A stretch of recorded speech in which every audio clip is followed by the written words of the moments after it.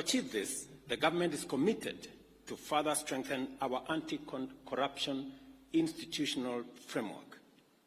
In this regard, the enhanced implementation of the National Ethics and Anti-Corruption Policy, Sessional Paper Number 2 of 2018, is critical.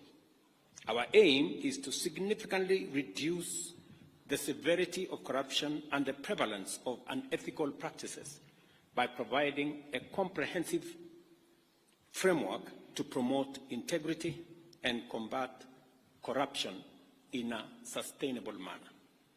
And that is why I believe in building the institutional capacity of EACC to forestall corruption before it happens and to deal with the challenges of corruption in a manner that is a whole of institution approach.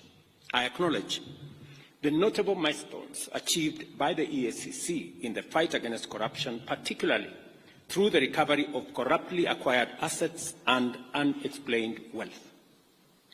Such successes play a vital role in deterring corruption by demonstrating that in the end, corruption is not worth the trouble, as the corrupt ultimately lose everything they have taken from the people.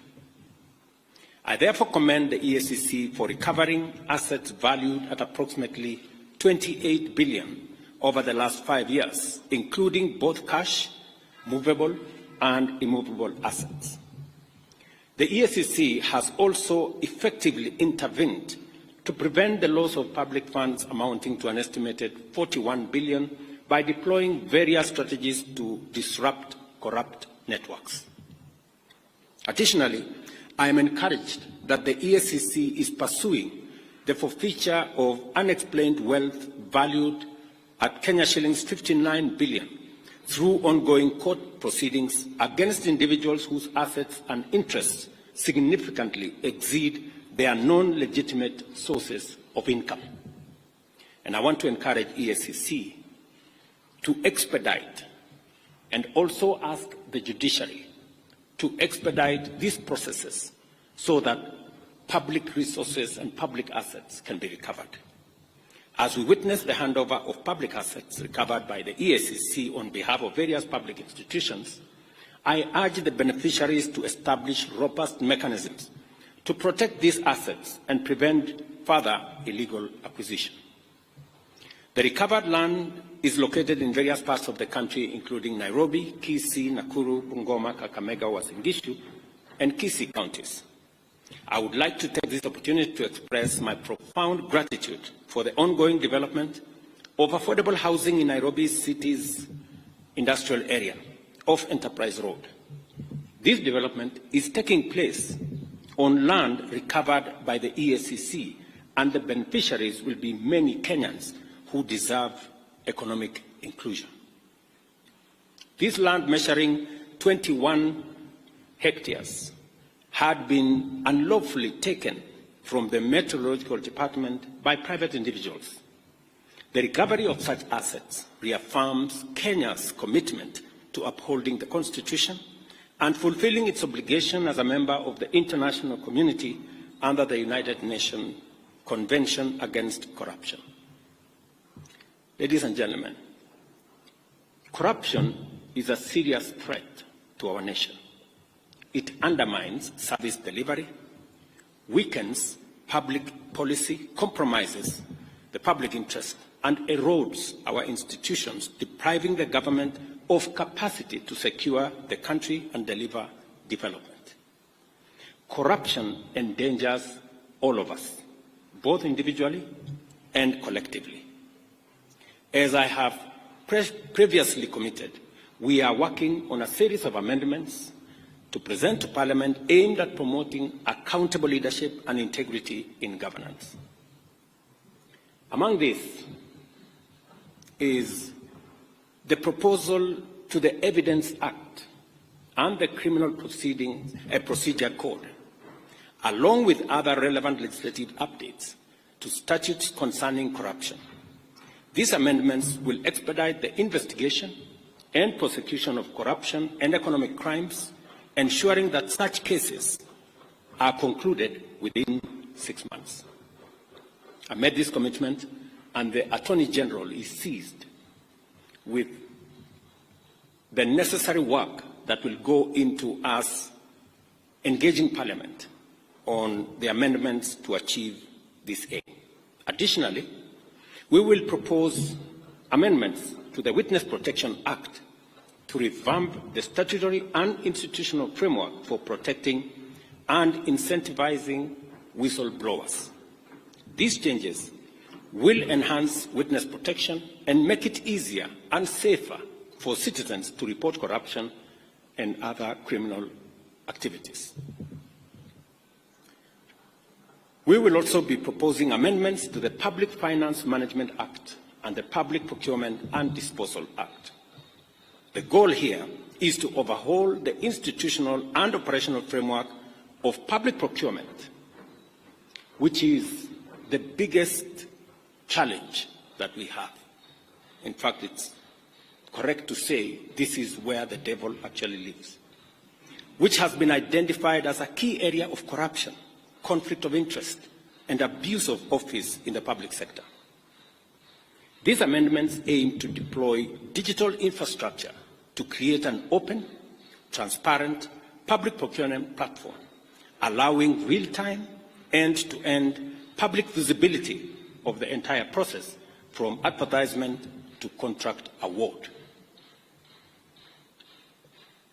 Number 4, I have engaged with parliamentary leadership and urged Parliament to swiftly pass the Conflict of Interest Bill. I am told there is a mediation process that is going on in Parliament, but I have told them with clarity that I will veto any bill that does not establish a high standard of accountability, integrity, and anti-corruption measures, and I will fully exercise my powers under Article 115 of the Constitution to ensure that the bill meets the rigorous standards set out in the original draft bill. Because some amendments have been introduced to water down what the original bill envisaged.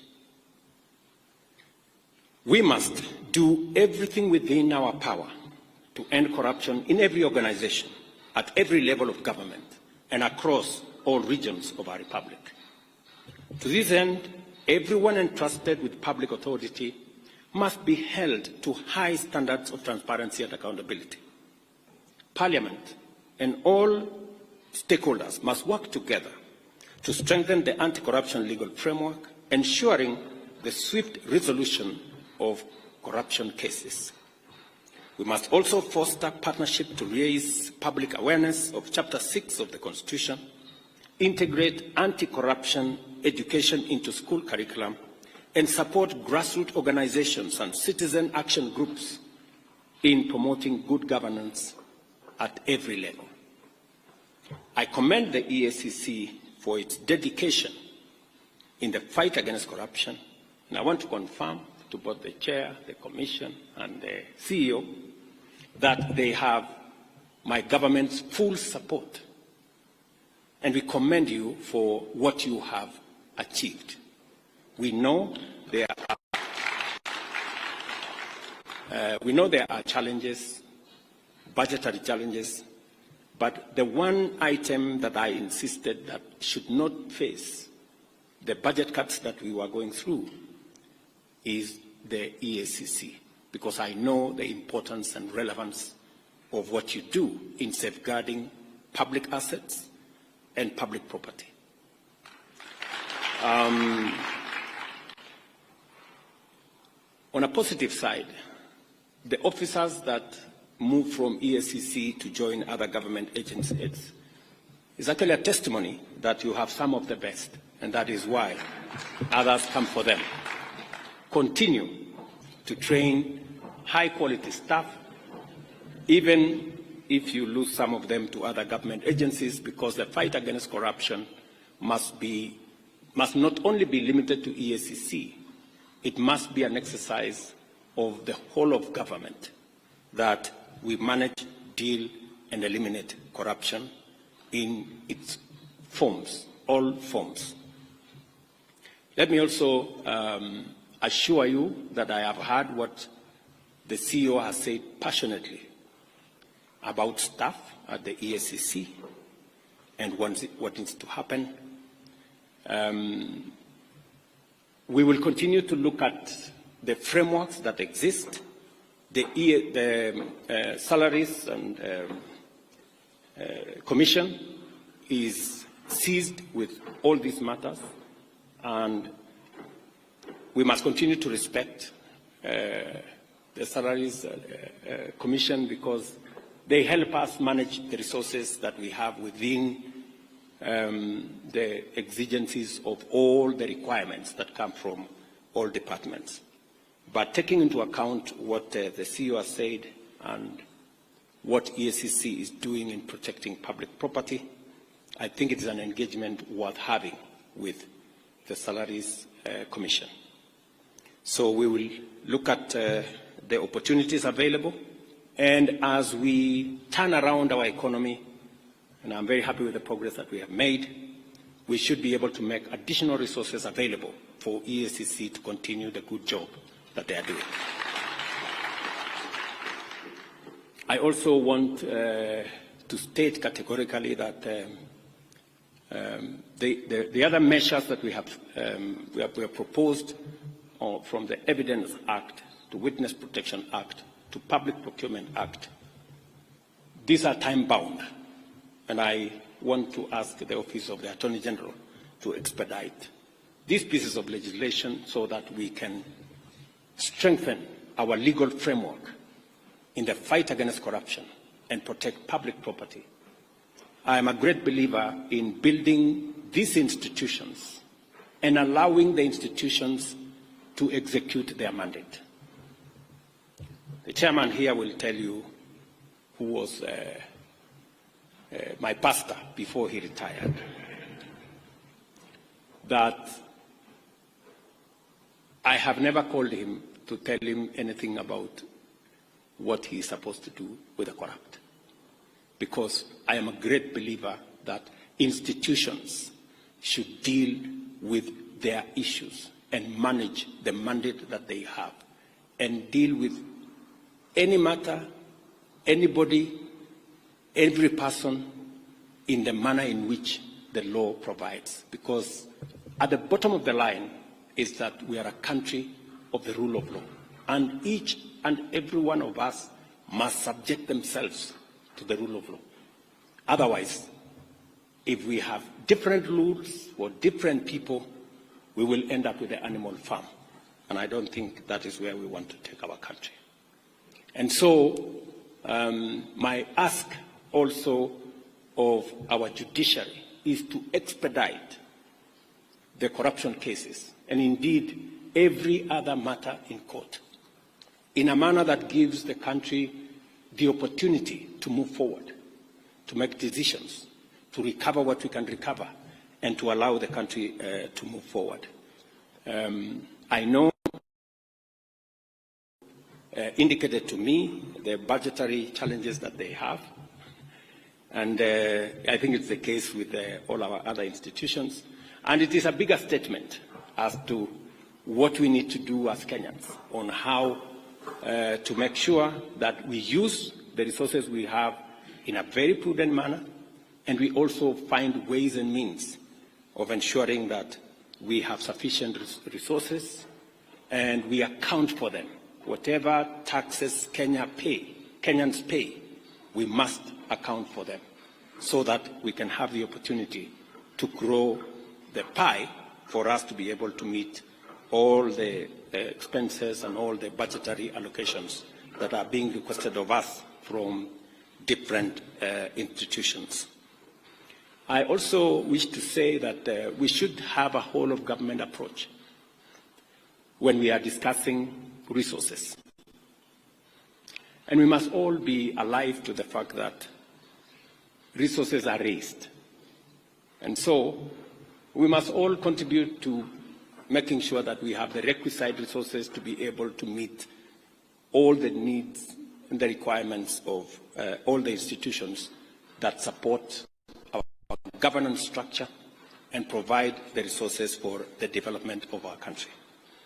I am very confident that working together between the judiciary, the legislature, and the executive, as we have undertaken, we should be able to move the country pretty fast into the next level. So again, I commend EACC, and I want to assure them that we will continue to undertake necessary reforms to strengthen oversight institutions and improve service delivery to all the people of Kenya. And I'm asking all arms of government to work together in concert to make sure that we not only raise the resources that are necessary for us to run the affairs of our nation, but resources raised must also be protected by all of us, making sure that we account for every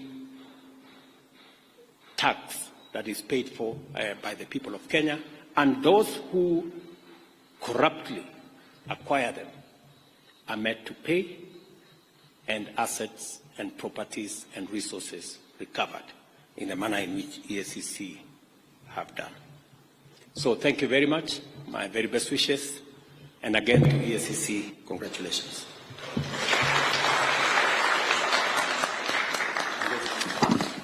Thank you, Your Excellency. There is a handover of a plaque, and at this point I'll invite